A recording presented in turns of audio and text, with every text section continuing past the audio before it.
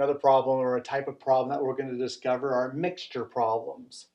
Mixture problems come a lot of times in chemistry or other areas where we're mixing one strength of solution with another strength of solution to produce the desired result that we need.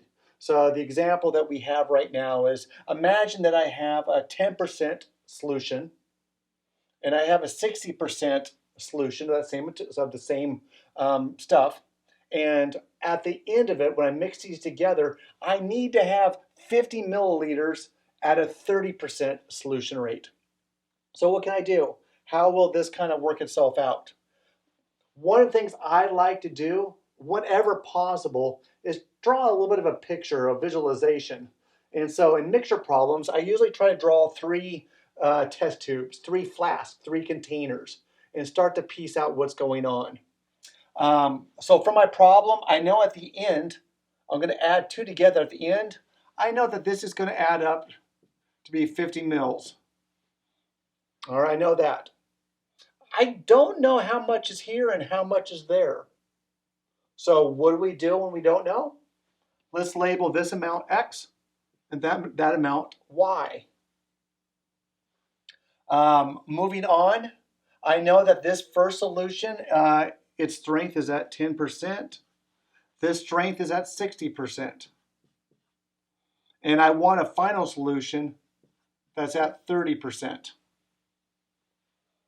All right, starting to build some information here. Still not exactly sure what I'm going to do next, but I'm kind of getting the idea of what we can do.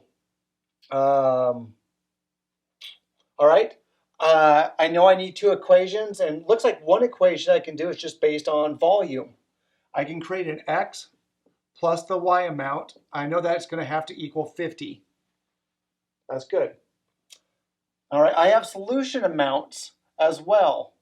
So I can do 10% plus 60% equals 30%. Well, no, I can't do that because I need to have it, there's no X's and Y's in this. And 10% plus 60%, those are just values that are meaningless unless they're associated with something. So scratch it off, go backwards, come back.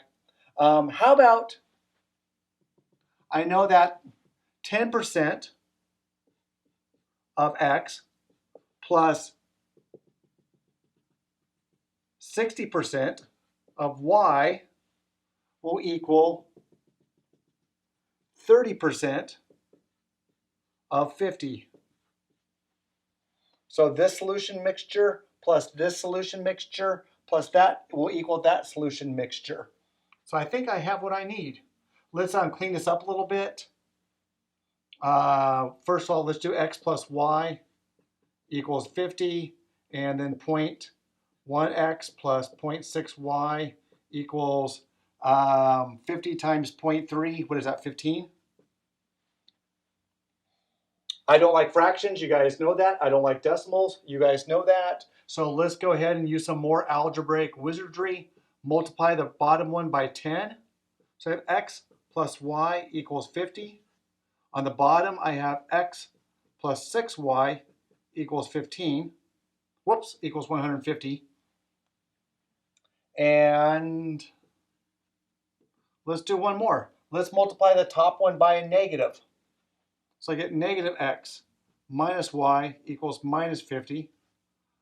X plus 6Y equals 150. Reason why I'm doing that is that I'm trying to use that step 2 algebra or just magic and try to figure out which of the terms eliminates. Finally got a term to eliminate. I'm left with 5Y equals 100. Y equals 20. Y equals 20. Good, done.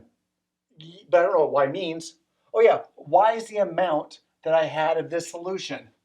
So I have 20 mils here, and that means I have 30 mils there. And so those were the amount of, so actually I probably should have this line up here now, huh? 30 is higher than 20. So I have 30 milliliters of my 10% solution added to 20 milliliters of my 60% solution, and that's going to produce 50 milliliters of a 30% solution.